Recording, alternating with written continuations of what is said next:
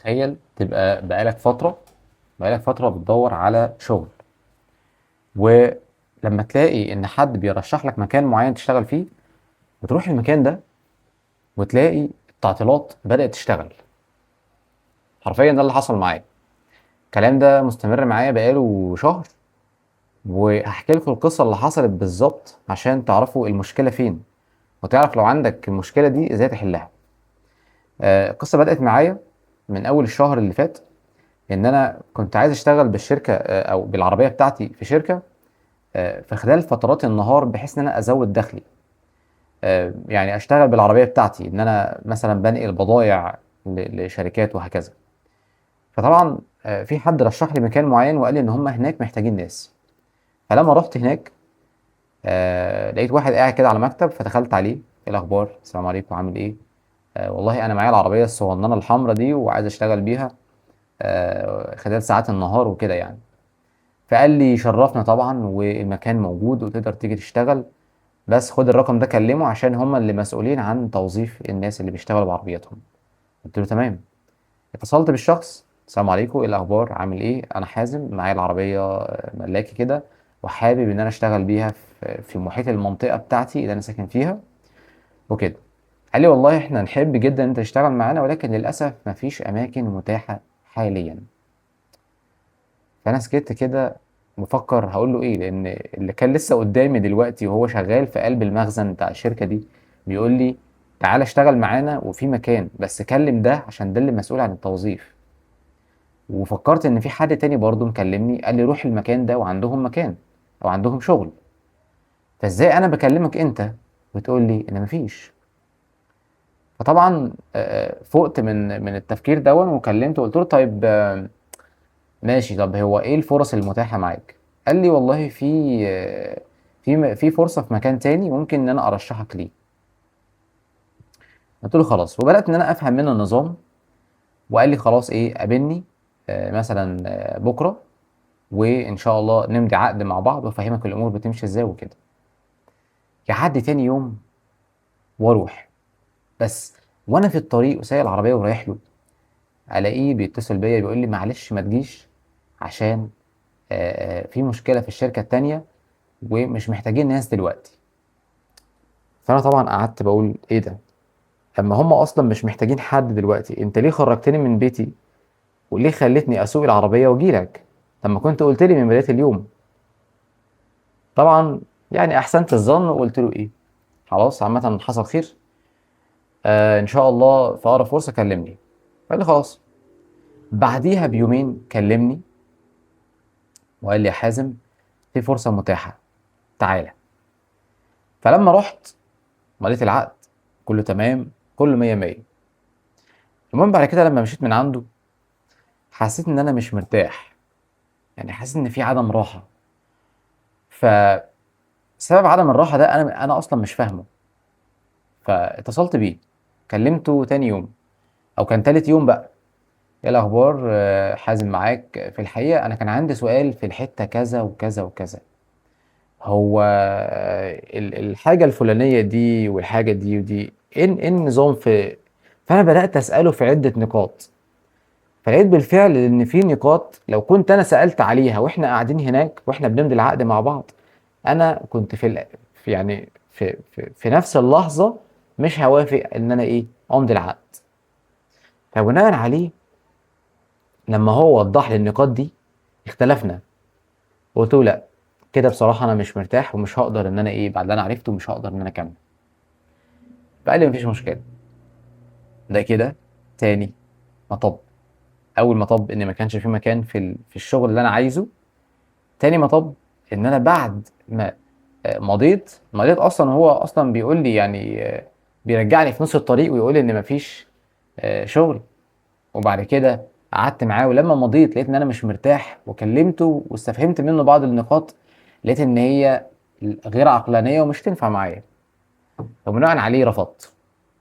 بعد كده وانا ماشي بالعربيه، لقيت واحد واقف بعربيته، والعربيه مليانه بضاعه ما شاء الله، وكان واضح ان هو بيوصلها وهو شغال نفس الشغل اللي انا كنت عايز اشتغله، او اللي انا الفرصه اللي انا بدور عليها عشان ابقى ايه يعني شغال نوع شغل كده بعربيتي، ابقى انا حر بشتغل وقت ما انا عايز، وفي نفس الوقت مش مرتبط بايه، بمواعيد محدده. فطبعا لما لقيته، ركنت العربيه بسرعه، فتحت الباب ونزلت وجريت عليه، قلت له بعد اذنك يا هندسه سؤال بس. دلوقتي انا شايفك ما شاء الله انت شغال في المجال الشحن وكده، فانا كنت حابب وبدور على فرصه زي كده، ففي فرصه ان انا انضم للفريق. فقال لي اكيد طبعا، وعامه انا مشرف المنطقه. قلت بس الحمد لله كده انا وقعت على كنز. انا بكلم مشرف المنطقه اللي هي المنطقه اللي انا عايش فيها، فده شيء جميل جدا. فقال لي هديك رقم المكتب اللي انا شغال معاه، كلمهم وهم هيعملوا ايه، هيوظفوك وتمضي العقد وايه، ويفهموك الدنيا، وتبدا تنزل معانا شغل مثلا من يوم الاحد، اللي هو المفروض الحد اللي جاي ده، النهارده الجمعه خلاص. فكل ده حصل امتى؟ يوم الخميس.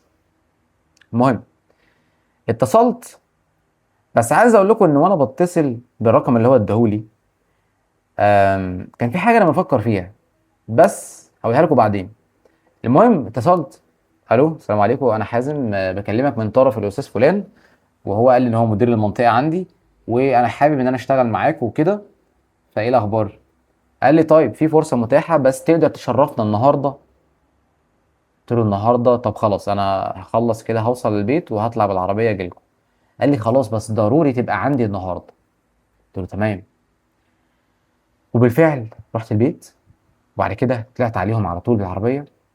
وبعد كده لما وصلت هناك، لقيت الظهر كان بيأذن. طبعا كنت انا عندهم فوق في المكتب، كلمت معاهم واديتهم صورة البطاقة والرخصة بتاعت العربية والرخصة بتاعتي. قلت لهم انا بس هنزل اصلي الظهر هنا جنبيكم، وارجع لكم تكونوا خلصتوا الايه الاوراق والعقد والكلام ده كله. قالوا لي خلاص. ورحت صليت، وانا بصلي دعيت ربنا. ليه بقى دعيت ربنا؟ فكده لما انا قلت لكم ان انا كنت قبل ما اتصل بالرقم ده كان عندي حاجة انا بفكر فيها. انا كنت بفكر، هو انا كده استعجلت وكان المفروض اعمل استخارة، اصلي صلاة الاستخارة وادعي ربنا قبل ما اعمل المكالمة دي، ولا انا ما استعجلتش وده طبيعي ان انا انتهز الفرصة؟ فطبعا انا ثقة في الله وتوكلي على الله، اتصلت ورحت، وبالفعل لقيت نفسي بمضي العقد كله تمام، ونزلت اصلي. وانا بصلي دعيت ربنا يا رب ان الشغل ده ان كان فيه خير ليا فخليه من نصيبي. وطلعت ومضيت العقد وتمام التمام، وفهمت كل حاجه وخدت بعضي ومشيت. والمفروض ان انا هشتغل معاهم يوم الحد القادم، اللي هو النهارده احنا كنا الخميس، النهارده الجمعه، فهحضر محاضره يوم السبت واشتغل يوم الحد. حلو الكلام. يوم ايه اللي يحصل؟ روحت ورحت قعدت مع واحد صاحبي وحبيبي جدا يعني، زيكم كده. فوانا قاعد معاه، قعدنا بقى نحكي يمين وشمال وبتاع، وفي نفس الوقت حكيت له الايه القصه اللي حصلت معايا النهارده، وانا رحت فين وعملت ايه وهكذا. وبعد كده بعد ما خلصنا القعده مع بعض، قمنا ايه، انا مشيت، وانا جاي ادور العربيه. تخيلوا ايه اللي يحصل. بسم الله. وانا بدور العربيه، العربيه دارت، ولكن اسمع صوت احتكاك حديد في حديد او صاج في صاج، وصوت عالي جدا. وكل ما ازود بنزين، كل ما اعمل اكسلريشن، الاقي ان الصوت بتاع الموتور بدأ يعلى ويزيد يعلى ويزيد. طبعا انا بالنسبه لي ده مؤشر خطر، كده في مشكله في الموتور. المشكله جايه امتى؟ جايه وانا لسه ماضي عقد المفروض ان انا هشتغل بعد يومين. طيب اعمل ايه؟ كلمت الميكانيكي، طلعت التليفون، الو ايه الاخبار يا اسطى كذا؟ طيب انت موجود في الورشه ولا لا؟ قال لي انا هبقى موجود كمان ساعه. قلت له خلاص ساعه وهعدي عليك. في الساعه دي انا فضلت واقف في الشارع. طبعا الحمد لله ربنا الهمني الهدوء والرزينه. فانا قاعد بفكر، هو يعني حاجه تحصل دلوقتي؟ تفهمين قصدي؟ يعني لو انتوا مكاني هتعملوا ايه؟ ففكرت في حاجه. فتحت شنطة العربية وطلعت اللي هو الجيركن بتاع الزيت. لما انا غيرت زيت اول الشهر للموتور العربية، غيرت، وكان في شوية زيت متبقيين في الجيركن، وكان في شنطة العربية. ففتحت الشنطة، طلعت الجيركن، الاقي مكتوب ايه على الجيركن؟ اتضح ان انا اخترت نوع زيت غلط من قيمة شهر، وبدل ما احط زيت عربيات بنزين، موتور بنزين عربيتي انا، حطيت موتور عربيات الجاز، عربيات الديزل اللي هي الشاحنات الكبيرة والنص نقل.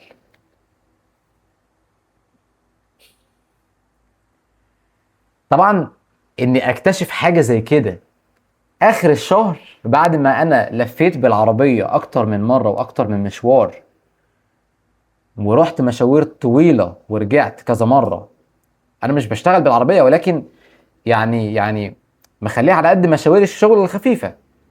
وشغلي انا مش شغل العربيه، الحمد لله اللهم لك الحمد، مش شغل يعتمد على اللف الكتير ده. انا مثلا لو جالي شغل حد عايز يتفرج على شقه للبيع، او بيت، او قطعه ارض او كده، فانا بروح افرجه بالعربيه. لكن انا مش، العربيه مش طول اليوم في الشارع. لكن اللي انا كنت هعمله في الفتره دي، ان انا كنت الصبح هخليها تلف طول اليوم في الشارع طول فتره النهار. ولكن اكتشف ان انا حاطط نوع زيت غلط. ولما رحت للميكانيكي ولقى ان اللمبه بتاعت الزيت منوره في الداشبورد، فاكتشفنا ان في مشكله في الموتور، والموتور لازم يتفك اجزاء عشان نخرج جزء ونغيره. واضح ان هو باظ، لان يعني اللزوجه بتاعت الزيت ده مش مخصصه لموتور عربيتي، فبوظت الموتور.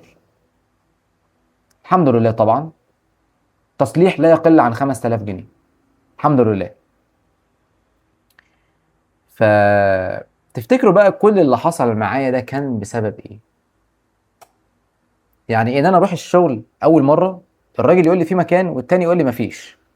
تاني مره الراجل يقول لي تعالى، وابقى في الطريق، وبعد كده يتصل بيا يقول لي لا ارجع تاني معلش وخليها يوم تاني عشان حصل مشكله في الشركه.